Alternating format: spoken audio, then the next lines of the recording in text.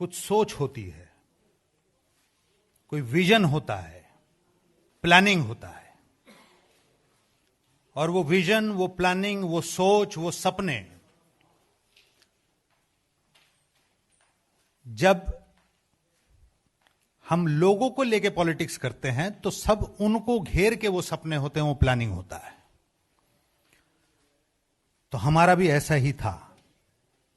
मेरे लोग, मेरा स्टेट, मेरा कॉन्स्टिट्यूएंसी, उनके लिए एक सपना देखा था, बेटरमेंट हो। राजनीति का यही मकसद होता है कि आप जहां हैं वहां से बेटर कहीं लेके जा सकें। तो हमारा भी यही था कि कॉन्स्टिट्यूएंसी के लोग, मेरे प्रदेश के लोग, स्टेट के लोग, उनके लिए एक अच्छा फ्यूचर मिले, स्पेशली द यूथ, युवा जो हमारा नेक्स्ट पीढ़ी है, हम उनको क्या देके जाएंगे। आज जो स्थिति है, जिसको हमने सुधारने की बहुत कोशिश की, बार बार सजेशंस दिए गए, पर उसका कोई अर्थ नहीं निकला। आज युवाओं को अगर फेसबुक पे, अपने सोशल साइट पे यह लिखना पड़े कि मैं अपना किडनी बेचना चाहता हूं, मुख्यमंत्री मुझे नौकरी दे दे, यह हमारे लिए शर्म की बात होनी चाहिए। आज पश्चिम बंगाल का यूथ, कोई भविष्य नहीं है उसका। आज पश्चिम बंगाल के यूथ के पास काम नहीं है। लॉकडाउन पीरियड में हमने देखा, पूरे हिंदुस्तान से जो लोग पश्चिम बंगाल की तरफ आ रहे थे, जो बाहर काम करते हैं, लेबर सेक्शन, आपने उनका यूथ एज ग्रुप देखा, वो सब बिलो 40 थे, बिलो 35 कह सकते हैं। तो ये लाखों की तादाद में यूथ, इनको पश्चिम बंगाल में काम नहीं मिला, इसीलिए ये लोग मजबूर हुए बाहर जाने के लिए। लॉकडाउन पीरियड में वो मंजर दिखा हमें कि किस तरीके से छोड़ छोड़ के आए। आश्वासन मिला कि राज्य में ही काम मिलेगा, पर वो आश्वासन भी आश्वासन ही रहा। उन लोगों को फिर वापस जाना पड़ा क्योंकि काम नहीं है। There is no industrialisation in the state, there is no industrialisation, there is no future planning, there is no vision. सिर्फ व्यक्ति आक्रमण है, राजनीति है, काम जीरो। आज एक स्टेट जो इतने दिनों के मिसरूल के बाद, 35 साल टू बी प्रिसाइज, बहुत उम्मीद के साथ एक सरकार को लेके आई थी, और उस उम्मीद पे वो सरकार खड़ी उतर पाई। आज पश्चिम बंगाल और बंगालियों का नाम जोड़ा जा रहा है करप्शन के साथ, जो कभी नहीं हुआ। आज हम इन चीजों को अटेन कर पाए, जो हमारे लिए शर्म की बात है। हम हमारे युवा पीढ़ी के लिए उनका भविष्य सुनिश्चित नहीं कर पाए, जो हमें करना चाहिए था, जिसकी उम्मीद थी। और हमने इस काम के लिए कभी भी बीच में कोई अड़ंगा नहीं डाला सरकार के। हमने कहा हमारी राजनीति जीरो हो जाए, कोई दिक्कत नहीं, आप काम करिए, काम में रुकावट नहीं होना चाहिए। इसीलिए समर्थन भी किया था 2017 में, विधायक बनने के बाद भी। विधायक बने थे कांग्रेस के सिंबल पे, फिर भी समर्थन किया था, ताकि ये ना बोल पाए कि साहब आपने तो प्रॉब्लम क्रिएट किया, आप राजनीति करते रहे। हमने राजनीति नहीं किया, हमने आपको मौका दिया, बट उस मौके से मिला क्या कि हमें भी काम करने के लिए आपने हाथ पैर बांध दिए, हम काम नहीं कर पाए। और यही बात सिर्फ मैं नहीं, बाकी बहुत जगह से यही बात आप लोगों को सुनने को मिलेगा कि जो लोग एलिजिबल लोग हैं उन्हें काम करने के लिए नहीं दिया गया, उनके हाथ पैर बांध दिए गए। तो इस सिचुएशन से हम एक ही चीज सोच सकते हैं,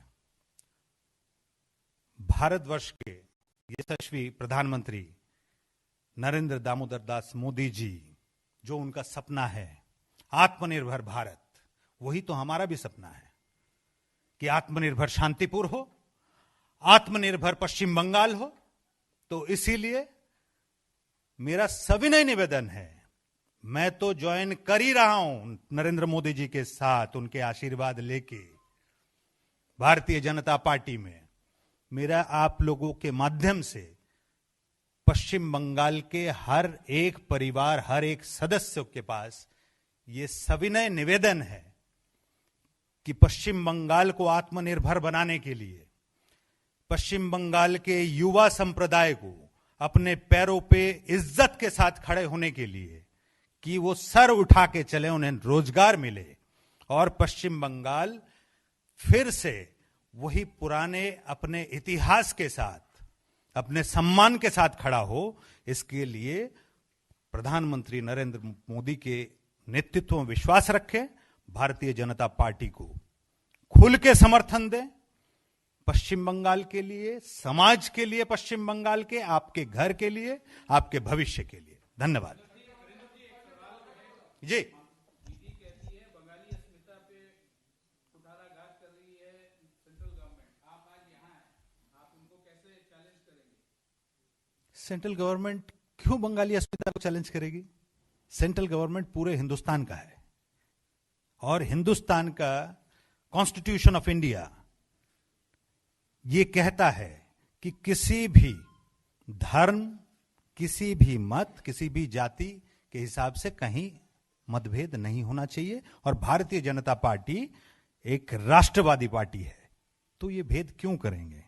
आपको जो सूट करता है राजनीति में, आप उस हिसाब से किसी के ऊपर कोई भी लांछन लगा देंगे और सब मान लेंगे, ये थोड़ी होता है।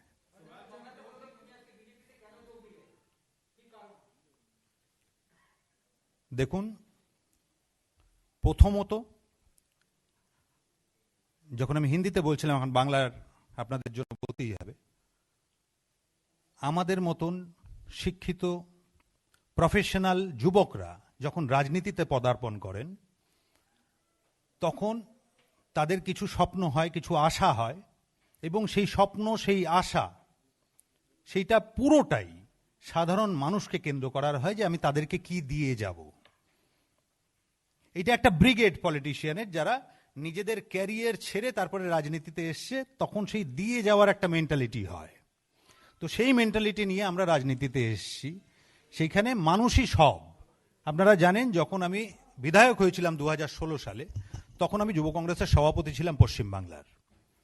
আমি একবারও চিন্তা করিনি কিন্তু বিধায়ক হওয়ার পরে যে আমার ওই পদটাকে ধরে রাখতে হবে, আমার সেই পদের ক্ষমতা ধরে রাখতে হবে। আমার কাছে প্রথম প্রায়োরিটি ছিল আমার কনস্টিটিউয়েন্সির লোকগুলো, যাদের উপরে অহেতুক অত্যাচার হচ্ছিল, যাদের বঞ্চিত করা হচ্ছিল সব সুযোগ সুবিধার থেকে। সেখানে আমরা এই সিদ্ধান্ত নিই যে রাজনীতি আগে না, আগে সাধারণ মানুষ, এবং সেই ফয়সলা করে মানুষের স্বার্থে একটা সিদ্ধান্ত আমরা নিই যে আমরা রাজনৈতিকভাবে ওই বাধা সৃষ্টি করব না।